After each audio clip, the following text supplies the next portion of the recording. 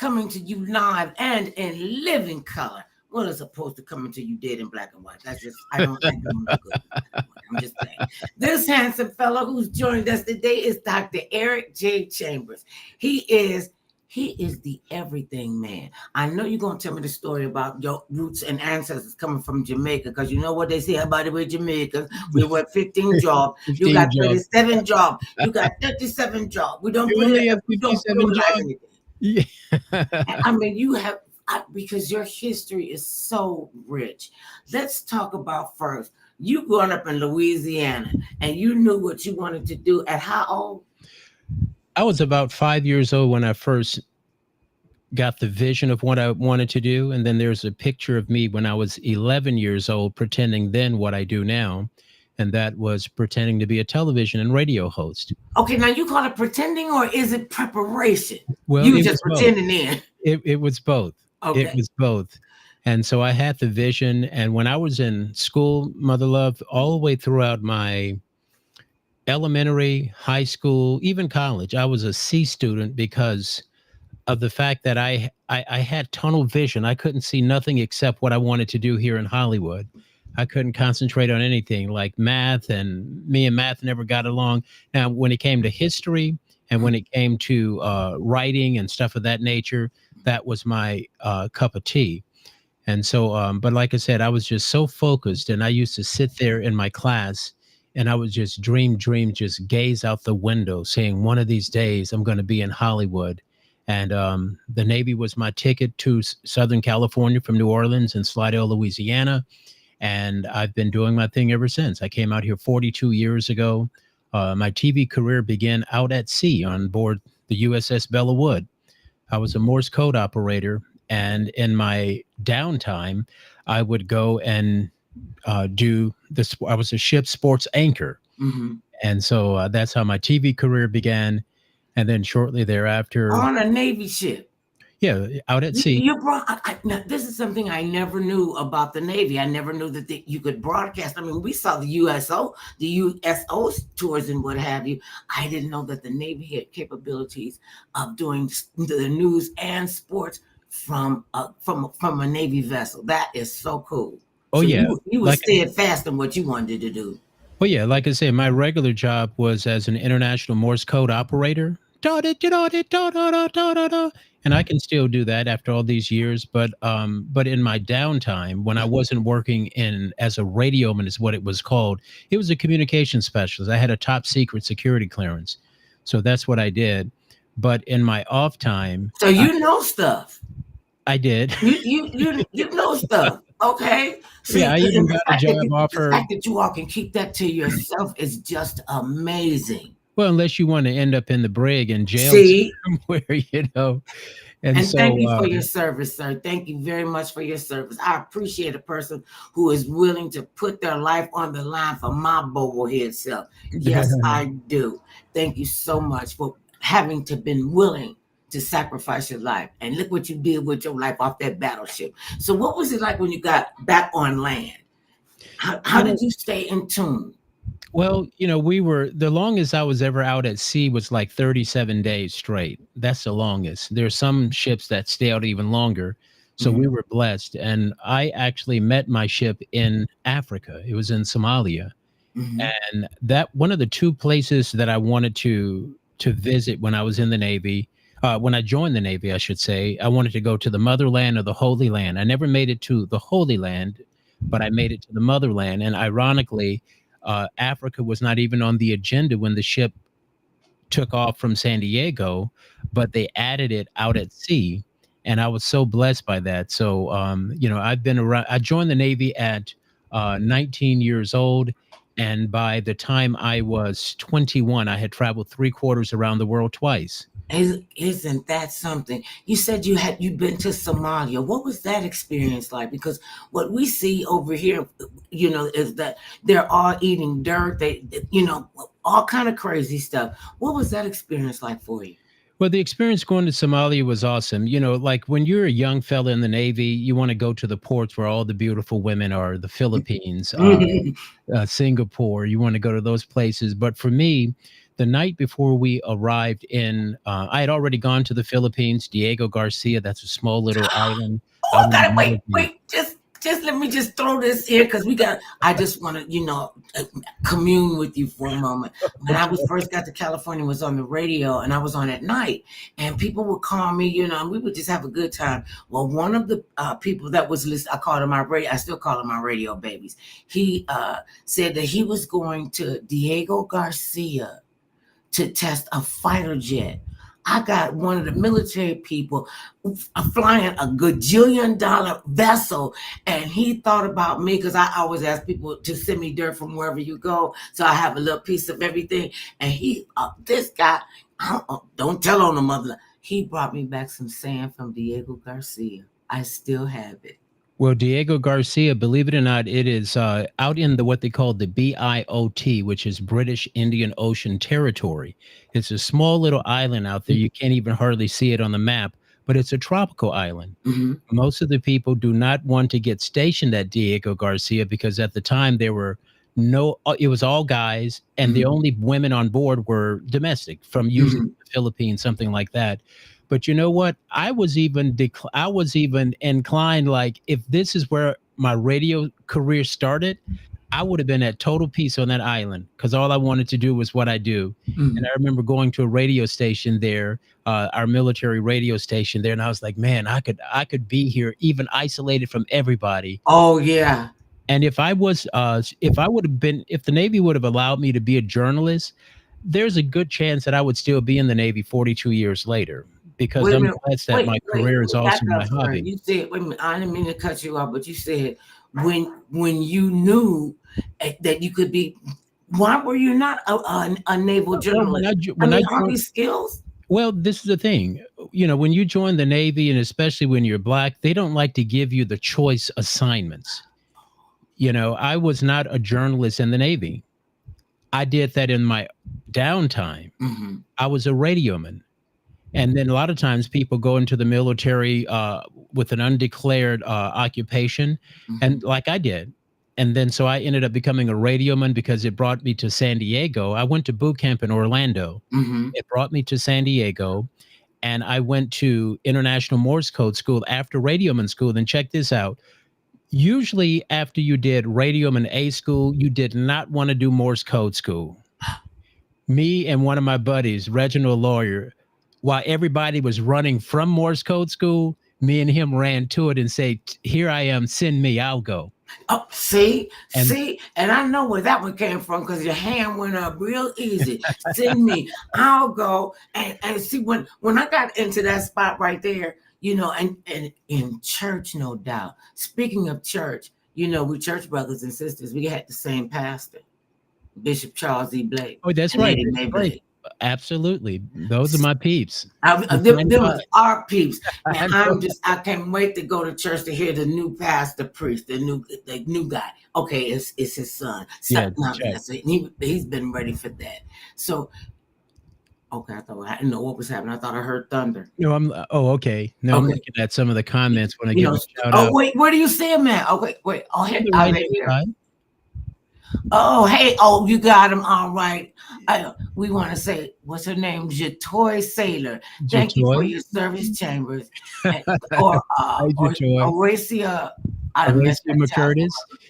Horacia is one of Dr. Horacia McCurtis. I just met her 2 weeks ago at our family reunion. She's one of my cousins that I met at the reunion down in Gulfport, Mississippi 2 weeks ago. And you didn't know her? You all didn't know each other at all? No, we didn't. We're from the same Jordan family tree. My great grandmother, her name was Kizzy Jordan, like Michael Jordan. Michael say Jordan, but my mom and them say Michael Jordan. And so, and my granddaddy was a Jordan. My mama was a Jordan. And I'm actually a Jordan. I'm more of a Jordan than I am a Chambers. Chambers is a borrowed name. See, that's why it's so important for us to stay connected so we know who our people are. We love most of them. Man, some of them, the only reason why you talk to them is because you related to them. And you just have to, bite the bullet like, oh, here come Uncle June. Has he bathed this week? Baby, come over here and hug Uncle Junior. I'm like, no, I just got my hair did. I don't want that smell on me. It was like, get her out the room. Somebody, hey, cuz, that's what Dr. Chambers said. Hi, Miss Beck Curtis. Okay, so back to the story. Yeah, but where were we? We were talking about. We're talking about your Navy career, and they wouldn't allow you, wouldn't give you the opportunity So to become a naval journalist. Especially as a journalist, that was almost, I mean, it took exceptional, not even skills, but favor to go in as a journalist. Because most of the time they want you to go in as a deckhand and stuff of that nature. But the closest thing that I thought would be to it would be as a radioman. And the interesting thing is, when I was a radioman, this is back long before, say, for instance, emails and all of that stuff. So I had to do teletype. I used to type about 60 something words a minute. And so, yeah. And then even when I did Morse code, I used to have to type and, send and receive. And so what happened was,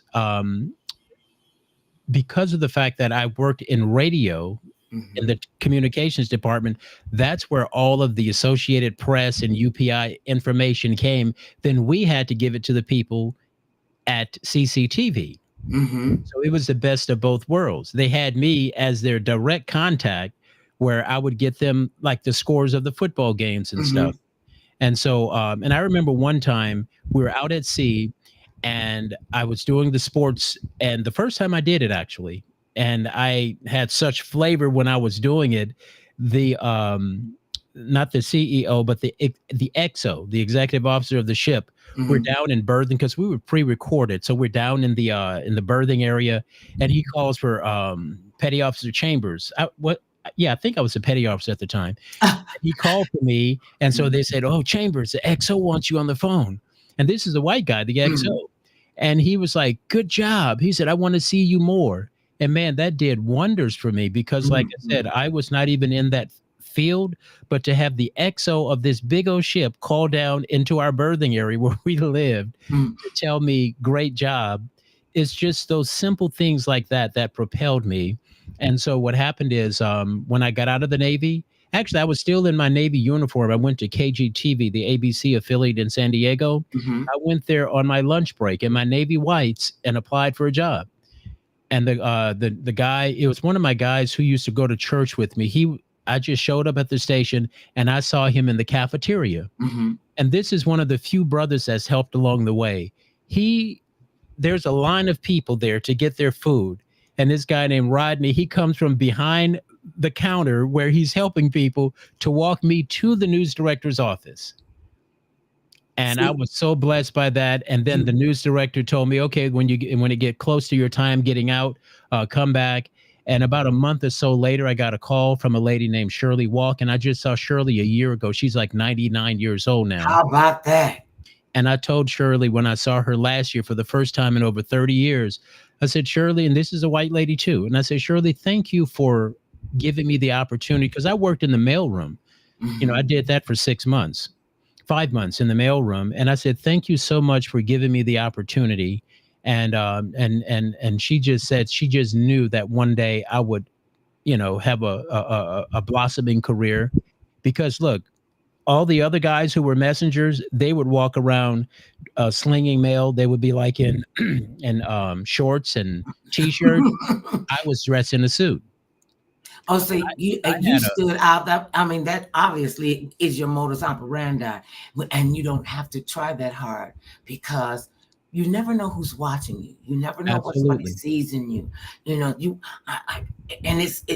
I'm dumbfounded by it. That's why, I have to stay as focused as I can, because you can veer off the path in this business. This is not for wimps, wusses, and chumps. You better have armadillo skin and have and a strong faith. You got to have a team. Because we can't do this by ourselves. And as you get more successful, did you see your team shrinking or your team growing? Well, believe it or not, Mother Love, most of my career has been without a team. Oh. When I was on the Word Network, I was on the Word Network 9 years, national TV, 9 years, 137 episodes. And I did about 100 of those 137 episodes as a one-man band. So what happened is, that like the Emmys and Golden Mics and stuff that I have, that's as an editor and a producer when I worked at KGTV and CBS. So I already knew how to put a show together. Okay, wait a minute. Just since you just want to gloss over the fact that you got 9 awards, you got 5 Emmy awards and 4 Golden Mic awards. That's 9 things hanging on up. And I put the picture you would hold it up for them. I know it. Okay, I said this because you are a rock star, and well, thank you. I mean, you have such a great reputation from what I've heard of, and what I've seen up close and personal, where we've been together and doing different things through the years, and the fact that you keep going. I mean, now you really didn't have a choice from the time you were 5, and by the time you got to 11, you probably was like, okay, God, okay. When did you know that it was going to be important to you and to your well-being and to your mental health well-being that faith became an anchor for you? When did I know that faith was needed to be an anchor? Yes. From day one. Mm-hmm. Look, I was a sanctifist, sanctified and Baptist. My grandmother was sanctified. And my granddaddy. Wait, y'all have just made up a word. And people know what it is too, right? Yeah. Because look, I used to have to go to with my granddaddy, I would go to the Baptist church with him, and my grandmother was sanctified. So I would go to Church of God in Christ with her. And so those were the things that I did. And so as a result, I was able to, that's where the faith came in. Mm-hmm. And then also, look, all those years that we go to church, all those years that we go to gospel concerts and events like that, you prepare for war in a time of peace. And so the Lord was preparing me even back then. Mm-hmm. And so I just stayed the course. One of my favorite books is right here by my side.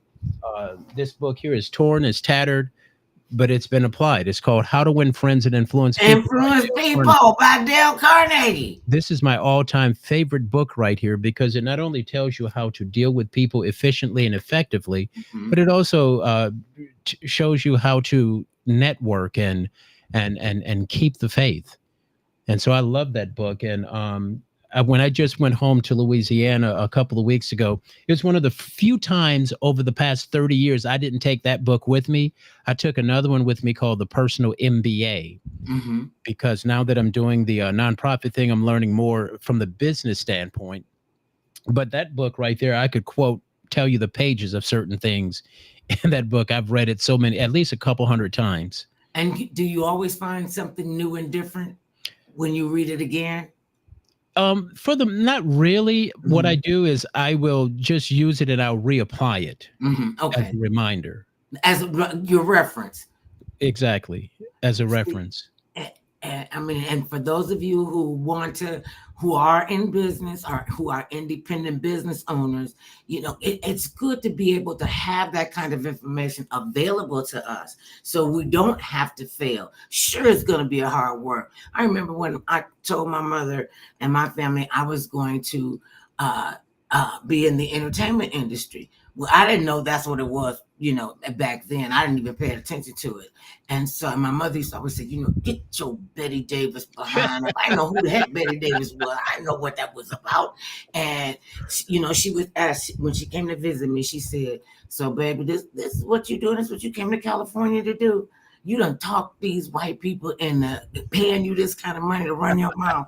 I said, no, mother, I'm a talk show host. So you done con these people all the way to California to pay you to run your mouth. I'm like, and I couldn't get her to understand what that was because she was like, do they know you're going to run your mouth anyway? Do you know they even know we had to ban you from family stuff and that you see all the stuff around us and you make it a comedy routine? And when I came out here, it was, and it's all been on the fluke. It's not really a fluke. God was preparing me to do this, and I had so much doubt. I'm like, okay, I don't understand what the heck is going on.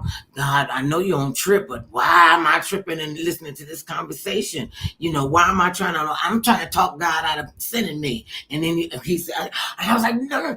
I said, well, why would you send me? And he said, why not you? That's right. You were the chosen one. Okay, but yeah, some people are made for this. I'm not, me and my husband been together for 52 years, and Oh, that's a hard 52, let me tell you. So I understand. okay. But y'all still the so, and he's If still he in wasn't the fine, same partner. let me just tell you the truth. If he wasn't fine, and he was, I mean, he is the best packer. Like in the whole, get y'all mind out the gut. That's my husband. I can talk about him like that. I'm talking about packing up the house. Everybody ain't able, mother love. I know it's a skill set. Yep. When we were talking earlier, and people think that what we do is just so easy to do, and we make it look good. Listen, if I was on a basketball court, and because Brian James, he make basketball look like nothing. I mean, he make it look like, the man put in the work. He makes it Absolutely. look effortless. He's a Absolutely. professional. If I put that dude right here in this seat right now, right here in the talk show seat, I don't know what he would do, because he really does well on interviews, but he would not be the trained one. Well, And this is the so, thing, mother love. There have been people. I was talking to a couple of young ladies, maybe about a year ago, and they were talking about they wanted to do a show on relationships. And I told them, because they people see what I do, just like you said, they see what you do, and we make it look easy. mhm. And you said there's a certain science to it. And I told them, look, everybody has an opinion, but it doesn't always mean that it's the facts. And so what you have to do also is sometimes you're going to have a variance of opinions. And how do you navigate that when you got somebody who doesn't agree with what you're saying? Mhm. One of the things that I do is I said, okay, just like when I was when the pandemic started, I was taking a class on essay writing, and I love Mhm. that class because it talks about how you make your statement, your thesis statement, for instance, and then now you got to come up with the facts. You got to come up with corroborating information. Mhm. And then not only that, but you also need to come up with some expert testimony or quotes about it. Mhm. And so I tell people we make it look easy, and see when people like both of my radio shows, like I got a show that airs tonight at 6 o'clock, and then my Jaspel show, which is 30 years old, airs on Saturdays. And the thing At what about it, time? Is it a streaming feed? no, it's on KCAA 1050 Okay. AM, 106.5 FM out in the Inland Empire. Okay. It has a reach of close to 5 million people have access to it over the Cool. air. It's AM, FM, and then it's also streamed on, over the internet as well and apps. But as I was telling those young ladies, I said it's much more to it than meets the eye. How to get in and out of breaks, stop sets, stuff of that nature, how to tease stuff, Mhm. how to ask pertinent questions of your audience. Don't ask closed in questions, stuff of that nature. So there's a lot more to it than meets the eye. And so, but we're living in an age right now, Mother Love, where whosoever will let him come who has a camera or a microphone, and they think automatically I'm a reporter. There's also certain things that as a reporter, as a journalist, that you can do and you can't do. And then also as a reporter, one of the things that I'll give you an example. I was publishing my magazine. It's called the Jaspel Journal Magazine. I published about six editions of it, and I had Juanita Bynum as a part of a montage on one of the covers. Okay. And so Juanita called me personally, want to know if she could write for my magazine. And on top of that, she wanted to know, her and her assistant want to know if they could read the story before I publish it. Mhm. And I asked them, would you ask Oprah magazine that? Would you ask Time? Would you ask People magazine? Could you do it? Then don't ask me that. I'm not your publicist. I'm a journalist. Right. And this is what And you that's do what for people grits have and to understand. groceries. Now, somebody else with lesser experience would likely say, oh, okay, here, I'm just glad to have you there. Oh, no. My wall is filled with all kinds of people that I've interviewed. You're not the biggest fish that I've ever interviewed. Okay, I'm And like more than 3,000 celebrities, interviews yep. and conversations have you had, from the red carpet to these big giant events, to having these big giant events. Let's talk about one of your big giant events, and where did your passion come from to even start the museums, and what do you want to do with them? You have the Tubman and Tillman Museum. Actually, it's a Tubman Till, Oh, Tillm. Tubman Till is one word. Yeah, Okay. Tubman as in Harriet Tubman, and then Till, For Emmett, Till. for Emmett Harriet Till. Tubman is my all-time favorite shero. I love her because she kept coming back for us. Uh-huh. And then Mrs. Mamie Till Mobley, Emmett Till's mother, was my modern day shero. And I loved her dearly. She was a surrogate grandmother to me, and I'm blessed that I even spoke at her funeral. But I hosted her in San Diego back in 2000. I executive produced a play called The State of Mississippi versus Emmett Till. And as a result, over those last 2.5, 3 years of her life, we became very close, where I would call her up or she would call me up and we'd have an hour or 2 hour conversations on the phone. And so that particular week in San Diego, I captured it on audio, video, still pics. And I decided, you know what, I need to memorialize this.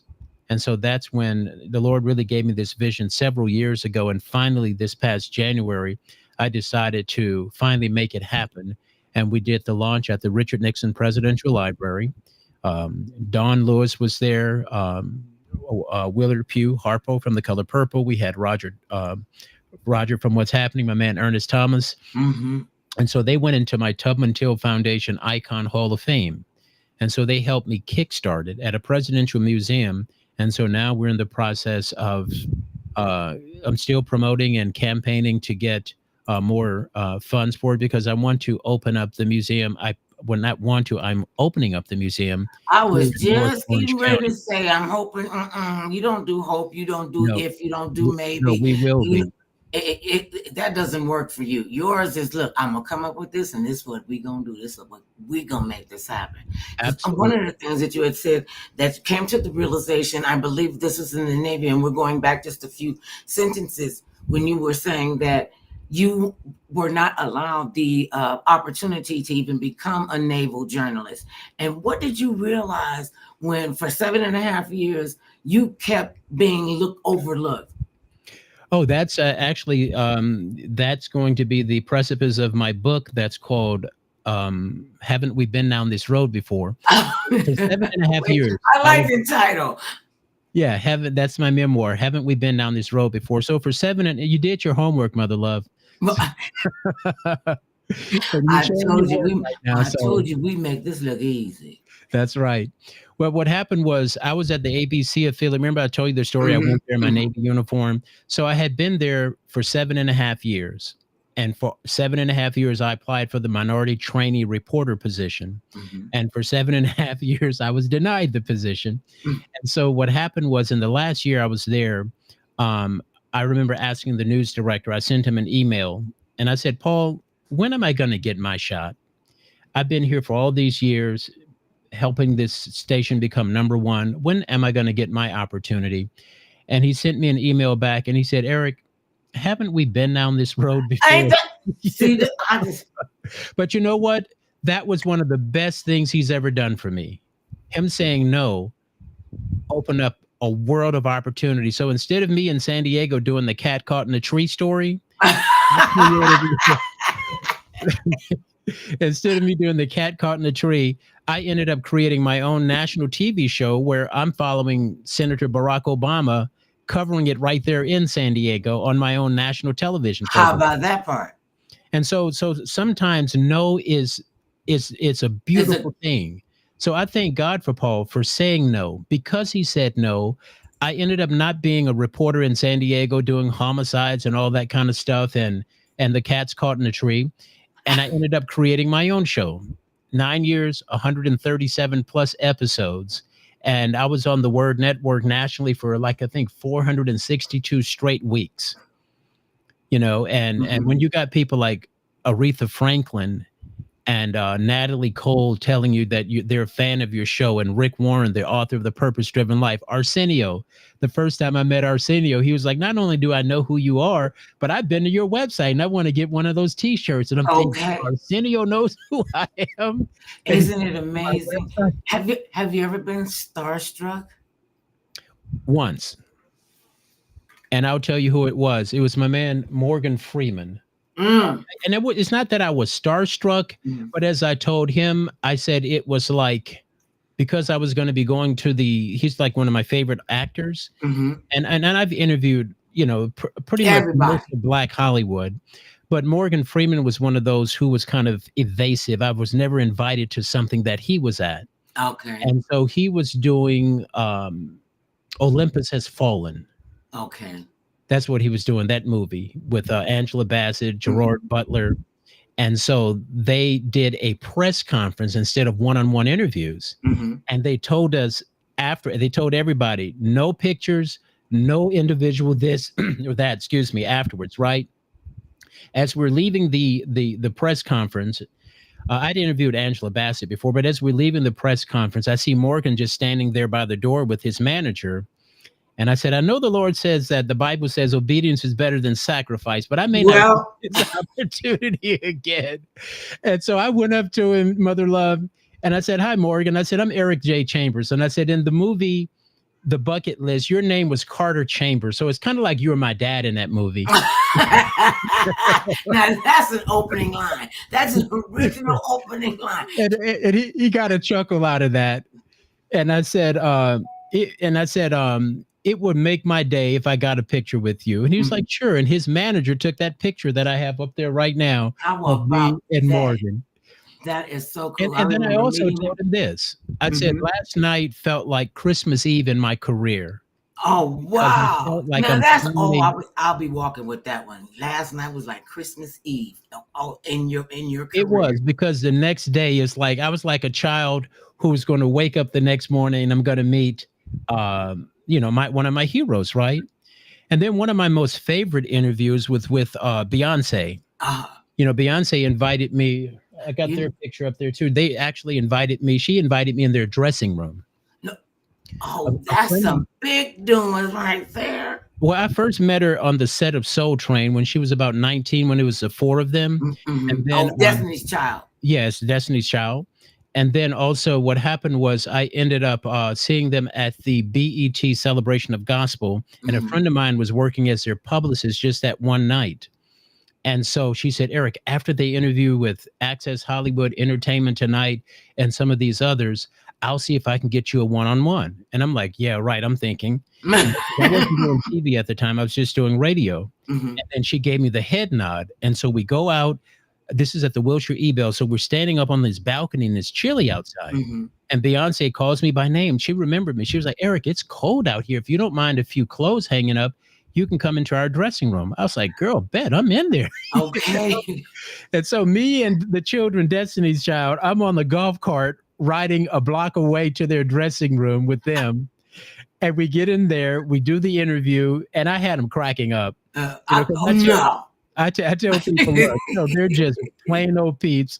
And so when it was time to get back to the music, instead of me saying, now here's some music from Destiny's Child, I said, it's time to get back to the music. Here's one from the children on the Jasper with Eric J. And Beyonce fell out laughing.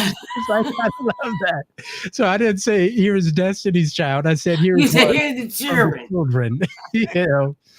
And then also interviewing another one of my heroes I have up there is Don Cornelius. God rest his soul. Oh, God rest his soul. Yeah, Don, I used to pretend to be Don when I was growing up in Louisiana on Soul Train, and to have a couple of interviews with him and pictures of it. And ironically, again, that's where I met the children at. Wait a minute, can you do his salutations? Because it's gonna be a stone gas. No, he would say something like, "It's a big and everybody's show enough digging a groove that makes you want to move kind of smooth." This. I knew you could do it. And what a lovely spirit. He treated me like he had been knowing me all my life. And then when I first met him at the African American Museum over there, and we were walking across the street and walking across the parking lot, and he said, "Hey, Mother Love," and I was like, "Ain't that Don Cornelius?" I'm like, and my husband said, "Can you get you done saw like a being?" I'm like, "That's Don Cornelius." Don Cornelius. And I have always been just really shocked at the many, because you never know who's watching you. You never know who's listening to you. You never know what kind of an impact you're going to have on a person's life. And when they come up to you and they say to you, "You made a difference in my life," what does that do for your spirit? What does that do for your psyche, and the energy that you put out into the world? Well, it's a blessing because what you try to do is make a. There you go with that word try. I'm gonna get the try drop $5 I every mean, time you say try, wanna, maybe, woulda, I mean, shoulda, but coulda. you don't know who's watching, so you're just trying to make a positive impact in the lives of the people. One of the things that I've never usually do on my show, I don't follow like housewife shows and stuff of that nature, the reality shows. I may interview some of the people, but not so much about them, about the shows and stuff. But usually, like Rick James, Tina Marie, those are a couple of the favorites that I interviewed, talking to them about their faith walk. It's a whole bunch of them that I've interviewed from that standpoint, and behind the scenes. And I'm gonna tell you, one of my all-time favorite interviews ever. Beyonce was probably the nicest, but one of my all-time favorites, right there, neck and neck, was with Suge Knight. Okay, now we got to hear this story. We got to hear. See, I live here in Orange County. You can see through people. You can feel their souls. Look, I live here in Orange County, which is predominantly white. Right. And I was at the Brea Mall. That's in the high-rent district for all of y'all that don't live in California, don't understand Orange County. It's a real uppity suburb. And they think, well, everybody assumes everybody lives in Orange County is like filthy rich. So. Well, but this is the thing. I was at the, in 2013, I'm at the Brea Mall. And which is about 5 miles from here, and I see this big guy. I said from a distance, and it was right there by Urban Outfitters. I'm like, that looks like Suge Knight, and I go over, and I say, "Hey, Suge," and I said, "What you doing in my hood?" Predominantly white area, and that cracked him up, and I gave him dap, and he was with his wife and his kid. And I was like, "What you doing in my hood?" Okay. And so we laughed it off, and I introduced myself, and I told him I was in the process of writing a book called Dining with the Ancestors, where I asked a bunch of celebs if they could dine with anyone from history, who would it be? A year later, I'm at the Beverly Hills Hotel having a meeting with a sister who's a publicist out of Dubai. And we were talking about how she was going to bring me to Dubai with my book. And she was like, if you can get like a Denzel or Samuel, one of these people that you interviewed in the book to come, we'll fly you first class, put you in a 5-star hotel, all of that stuff. So my back is to the door. She looks up and she sees Suge passing by. And she said, that looked like Suge Knight. And I turned around. I was like, oh, that is him. I said, he was real cool. She was like, well, I'm going to leave because he has a tendency to draw up trouble. She packed up her stuff and bounced, got out of there. For real, for real. I waited for about 45 minutes in the lobby, hoping he'd come back in. He didn't. So I've been to the Beverly Hills Hotel so many times, I know how to get around the back. I go around the maze. Yes, I go around the back. I go around the back maze. And behold, there's a Suge Knight out there smoking a joint with some Arab-looking dudes, right? And I go up to him, I say, hey, Suge, Eric J. Chambers, remember we met at the Brea Mall? He was like, yeah, man, I remember like it was yesterday. How's your project coming along? I said, actually, it's coming along well. I said, who would Suge Knight want to dine with? And first he told me Malcolm X. And then I said, I'm going to give you an example. Gladys Knight told me she would want to dine with her late mother, Dr. Maya Angelou, and Dr. King, Dr. Martin Luther King Jr., who she said was her cousin. He was like, really? And next thing you know, mother, he tells me, come on in. So here I am in a private suite. Suge, his wife, and his kid, they're in there in a private dining area eating. And so I'm in there for like 45 minutes with him, laughing, joking, fist bumping. Suge has on this bib because he's eating these big old crab legs. His wife has a steak. His kid has a pizza. And when I told him that Mrs. Mamie Till Mobley was my surrogate grandmother, and I showed him pictures with me and her, and also with Sister Rosa Parks, who was my friend, he was like a little bitty child. And the next thing you know, we're talking and laughing. I mean, because his hands had butter on them, we had to fist bump like that and each other dap. And I was like, Suge, you should let me do an interview with you so that people can see this side of you. He was like, yeah, do it. And he said, you still have my number. I'm still in awe that I have Suge Knight's cell phone number in my phone. And so I look at my phone, and I'm looking at the phone. He's like, yeah, that's still lit, but the police took my phone in Vegas over the weekend, but I should have it back on Tuesday. And I was like, okay, well, it was November 2014. And I said, I tell you what, after the holiday season, I'll give you a call. because I want to set this up so that people can see the side that I've seen of you twice. Mm-hmm. And about a month and a half later, he got into the trouble that he's in now, where the person on the set of Straight Outta Compton, where the guy got, killed because he backed up over him or ran over him or something like that. But people are in shock when I tell them that Suge is one of my all-time favorites, and one of my least favorites also shock people, and that happens to be Kirk Franklin. So from one end of the spectrum to the other end. So I'll dine with Kirk. I'll dine with Suge all day. Wait a minute. What didn't rub you the right way when you said he was your least favorite?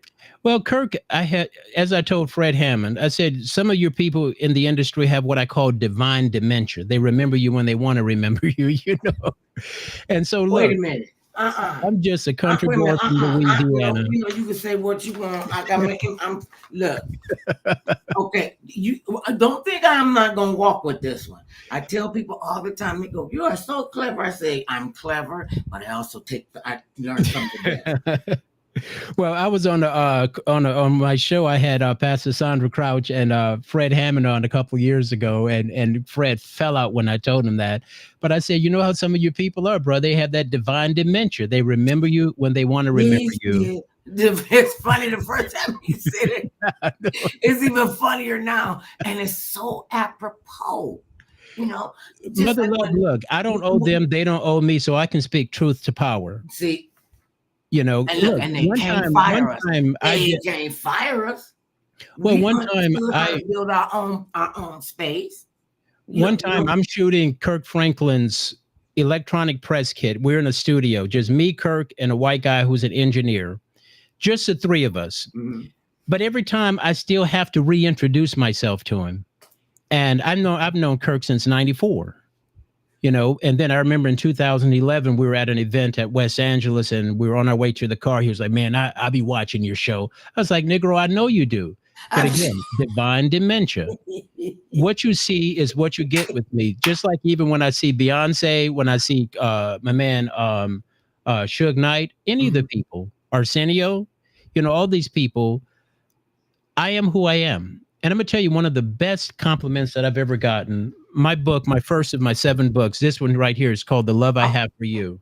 About your daughter. Oh, about my daughter, goodness. Erica. And you see on the back of it is Rick Warren, the author of The Purpose-Driven Life, who with you. He was a fan of my show. And so I was doing a book signing in Temecula in 2007, I believe. Mm-hmm. And one of the sisters from my from my home church in San Diego was going to this church in Temecula. And this is the height of my TV show on the Word Network. And she said, Eric, you know what I love about you? She said, when you come back around us, you're the same old Eric. And it gives me chills when I think about it. And I said, girl, you better come here and hug my neck. I got one like that, and we're very physical people. I mean, when the pandemic hit, I did not, the biggest thing that I missed was being able to fellowship with people, be outside and have a meal with them. I couldn't hug them. I could not even hug our grandchildren without them being sprayed. I called my husband the COVID-19 sentinel because you would have thought, he was like, oh, this is it. You got to stand 6 feet away from her. You got to get mass sprayed. Now he would have, we got 4 grandchildren. He'd have them lined up before they come in the door. They got to assume the position. It's not this, it's this. And he would just Lysol them all down. Turn around, let me Lysol you down. Put the booties on, okay? Get your chair. And he literally had 6-foot markers away from me. These are our grandchildren. Social distancing, yep. Oh, it was so hard to not be able to touch another human being, And I learned a lot about myself in my privacy, because people still got to do their lives and do what they need to do. And it was hard for me because I have a compromised immune system and I don't want to be around a bunch of germ-laden people. And children ain't nothing but walking petri dishes. They touch everything. No. I'll drink to that too. You coming in, they think your hand at the end of your dress is their personal tissue. I know it. I went into a meeting one time where our son, he must have been about 2 or 3 years old, and he could speak well, and he could talk well, and he could walk. And so he's giving me a hug, and I'm going into one of my like first big power meetings, like with the big muckety mucks, do the thing. I'm dressed to the nines. I turn around and I have a sucker stuck to my back. You were all night sucker that night, I huh? was an all day sucker. Wait a minute, then we couldn't get it off, and I didn't want to make a mess of it because it was one of them fancy. I was like, Lord, you can't beat the child. You can't beat the child. He was trying to throw it out the window. I found it and it stuck to my back because I didn't. Wow. And the guy that was interviewing me, he said, Mother Love, there's a sucker on your back. I was like, yeah, I'm trying to tell y'all there's a sucker on my back, and I'm trying to get this sucker off of me. You can help me. He was like, no, a lollipop sucker. That's funny. I'm glad you find humor in my pain. So tell us about the books about your daughter. I love the titles. What besides her inspiring you, what made you say, I want to put this in a book series? Well, what happened, The Love I Have for You, this is my first book. And the one that I'm working on now, my seventh, is called Stop Shacking with Your Vision and Marry It. Oh! 7 essential reasons to put a ring on it. And so I'm doing the last editing of that, and that is going to be coming out here soon. And I'm, prayerfully that will inspire others, just like, people who've been shacking with their visions. They got 1 foot in, 1 foot out. As I write in the book, I was a child groom at 5 years old when and then I got my first job in this industry at 13. Mm-hmm. So I married the vision at an early age, just like LeBron James married the vision when he was just a little kid. But you have so many people who have distractions that distract them from their visions. As I told you earlier, I put the blinders on. I couldn't see nothing but Hollywood. All the other stuff, it was gibberish. Was it white noise to you? And was like, okay, I don't need to be focused on this. This is what I'm focused on. Some. This is me going through my gauntlet, and I'm going to go through this. And you don't look to the right and see the good people, look to the left and see bad people, and vice versa. When you are not prepared yourself, the universe could see all your BS. You can say, well, talk all pretty and, make it look good. But, you put lipstick on a pig, it's still lipstick. It's still a pig. So right. You have to decide. And when you said, stop shacking up with your vision. Stop shacking with your vision and marry it. And that's a huge commitment. I mean, we see the divorce rate is so high in this country. We also see so many people's visions not being realized because they're too scared. Well, there's a chapter in the book. There's a chapter in the book, Mother Love, called "The Ghosts at the Grave." And basically what that's saying is when they're luring you into that grave, I don't want 10 ghosts around the grave saying, why did you orphan us? Why did you orphan us? I was a vision that could have made millions for your family. I was a vision that could have saved lives because of some invention. But here we are standing here orphaned as ghosts at the grave. So that's the thing about it, is to inspire people. Look, we're not going to be able to do everything, but you should do something. And you got to do something for yourself.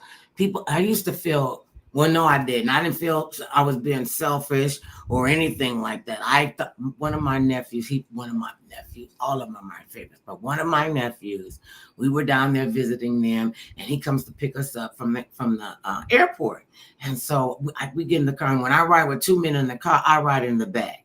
Because I'm used to riding in the back, because I'm used to being carted around. So I don't know why everybody be tripping. I drove a bus for 5.5 years. If I never had to get behind a TV show. I couldn't understand why older women didn't wear brassieres out in public. I got it. I got it, sisters. I got it, my seasoned sisters. Because if I didn't have to wear one, I would not put one on. And I was asking this one lady, she said, baby, it's just too much activity. They're going to fall down anyway. So just do your thing. And I was like, if I have on what you want to have on, and I'm at the age, I don't like stuff touching me too much. Like clothes and stuff, right. Not people. But I'm like, ooh, that's too tight. Ooh. Before I thought it was cute, now it could be very painful. So yep. I'm going through this, through this prime. Ooh, I got one. Ask me this, Dr. Eric. Ask me, Mother Love, when did you get old? Mother Love, when did you get old? Tomorrow. I ain't got time for that crap today. I got things to do. I know that's right. I know that's And right. every day you wake up like the cereal snap, crackle, pop, stand, step, go down slow, come up, don't come up fast because I get a little dizzy. Absolutely. Or I just remember I you told my asking mother that she used to call me dizzy all the time. And what I thought was dizzy when you roll around, run around, and you get that. She said, "No, honey, you dizzy all the time." So I remember I must have been about 15, and all my friends were potheads. And I said, "Oh, I think I want to do drugs." My mother went, "Well, how would you know when you're high?" yeah. I was like, see, that's what I said. Well, what do you mean? How do you own some kind of something in the universe? You don't need to be spending no money on no drugs. You just silly and dizzy all by yourself. Don't make the drug dealer richer. I was like, okay, that's what it was. And so I take my dizziness and my silliness and my passion and compassion, and the best thing that one of the best things that can happen to us is to have the ability to laugh. You know, when you think about laughing with somebody or about something, your whole body on the inside, everything is getting massaged. Laughter is just massaging, you know. Well, And laughter is good for the soul. And you have too many absolutely. people who walk around with a frown, and you need to, laugh, and you need to, to make people laugh and be laughing. They both go hand in hand. And I don't know why people are taking life so serious. They're not No, coming out of this alive. I don't know what they think. They're not coming out of this alive. nope. You could have all the pills, potions, money, everything you want. And I'm telling you, you can't take it with you. I remember, I think he was the owner of the Dallas Mavericks. Is that the one that Mark Cuban owns? Yeah, Mark Cuban. Yep. Okay. The guy who owned the team before him, older guy. He had to have a double wide wheelchair. He got access to the best medical care probably in the world. I mean, because they working with them athletes. And he sat there and did not monitor his food intake, didn't do anything. Make a long story short, he ended up having both of his legs amputated Mm-hmm. because he didn't want to do the work.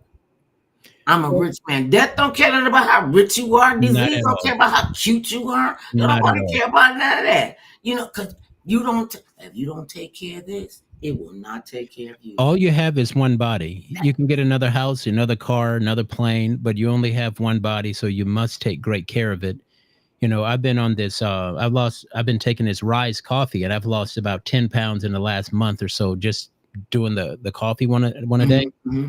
And I'm just trying to maintain, and hold on to what little sexy I got left. I ain't got Okay. 2.5 tablespoons. Actually, I'm up to 3 tablespoons now. But Okay. Wait a minute. What you taking phone numbers I for?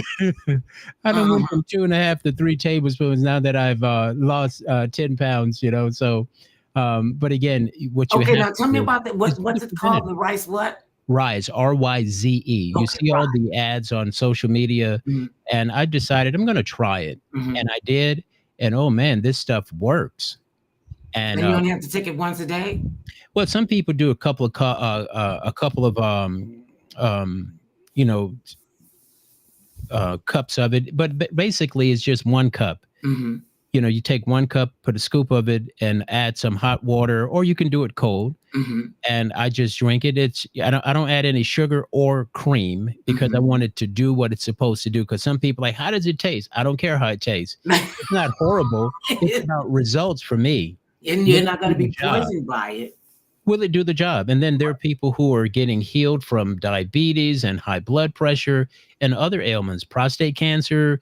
People who have like enlarged prostates, Mm-hmm. who have to get up a lot to go to the restroom. It's quelled that situation. So it's been working for me. And how long And have you been taking it? about a month. Okay. And About a month. you feel results. You said 10 pounds in a month? What? Look, my I waistline can't came. listen. Don't Well, be you pulling up can't your see it clothes now, in front of me. You but know I'm a married woman. I ain't blind. And if you're gonna do it, I want to see. I ain't got a problem with okay. But what happened is like when I wear shorts, like I have shorts on now, and then all of a sudden my shorts are falling off of me. And then someone told me, there's like, oh, it looked like you lost weight. And I was like, let me go step on the scale. Like last week I stepped it. on the scale and I was Mhm. down from 216 to 206 and dropping Wow, that's a nice little chunk of weight coming off. without having to even do any working out.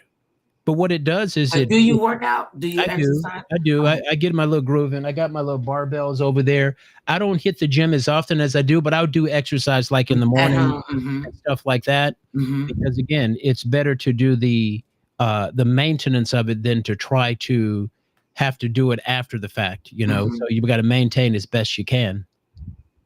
So let's talk about the museums and what your vision is for not just your museum that you are putting together, but the other museums that you've already frequented. And why has this passion been so important to you? I love history. Mm-hmm. You know, ever since I saw A Woman Called Moses with Cicely Tyson, and I got a chance to meet her one time. And you know, when I saw that, that changed my life. And of course, Roots back in 1977. I was living in Albuquerque, New Mexico at the time. Mm-hmm. And I remember asking my great grandmother the next time I saw her after Roots, I was like, "Big Mama, were you a slave?"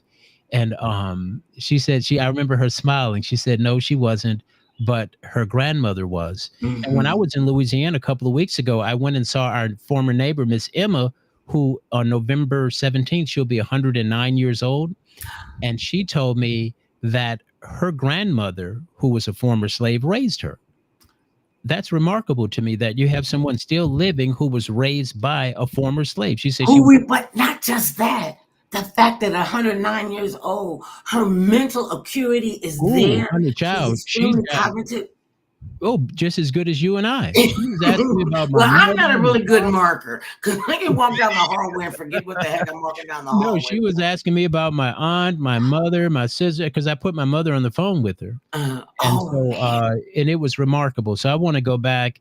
I did a short interview with her on the phone. Mm-hmm. And when I was asking her, and she was telling me that her mother died when she was 10, because she was born 1915. That's 2 years after Harriet Tubman died, and that's also 3 years after the Titanic sunk.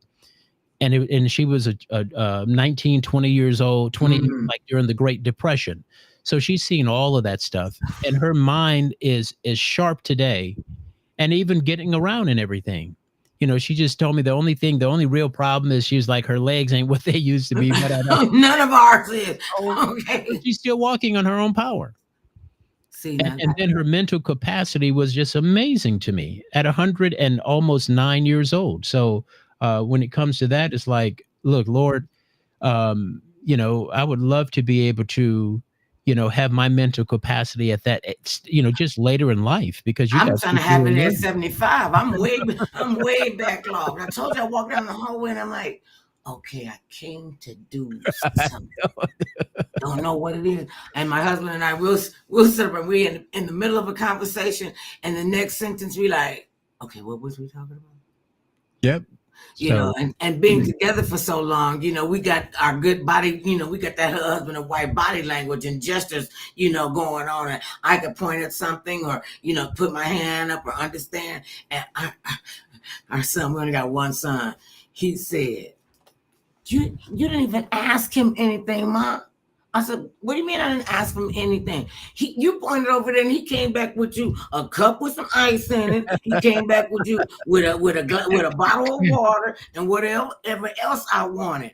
And you didn't say anything. He just got it when he got it. Now, see, when you like that, you know, I was like, well, maybe, and I'm just in it to see how long we can go. Because I'm like, oh, this is just amazing. So tell us how we can get with the book and how much you plan. How long will it be before your museum comes up? That Tubman Till Museum. The goal right now, I've identified a building or two, and so prayerfully we'll be in one of them by February for Black History Month. And for those who like more information, go to Tubman Till, TILL, TubmanTillMuseum.org. And if you want to give, you can do that. And also the 10th of this month, of next month, here in Orange County, we're going to be doing a concert. I have a smooth jazz concert, including my friend Monique Brown. She's the widow of Jim Brown, the football player. Oh, I know him. Knew him very well. And so my mother were friends. Huh? Jim Brown and my mother were friends. Okay. That's right. You're from Ohio. So yeah. From Ohio, Cleveland, Ohio. That's how we met him. And I interviewed him a couple of times. Yeah. And he was just a cool guy. You know, and to me, he was very kind to me. And I That's look at awesome. other people, especially famous people. You know, how would they'll be nice to us? You know, because we're all Right. pretty much on the same playing field. But how do they treat their true fans? And I'm a true fan. When I tell you I love you, I love you. If I don't like you, I don't like you. It has That's been so wonderful to talk okay. with you, Eric. When And the book and comes out, you got to come back and talk because this went by way too fast. it did. That hour goes by fast. And thank you for all the people who tuned in. Oh, To say hi. absolutely. And Horace, is her name Horacia Horatio. McCurtis? Yes. And the okay, wait a minute. Lydia Clay said that book is a good reference with a little of careers. Great resource. She's talking about how to win friends and influence people. It has been my distinct honor and pleasure. And remember this, babies. No matter how big or tall, short or small, thick or thin, matters not what skin you're in. Everybody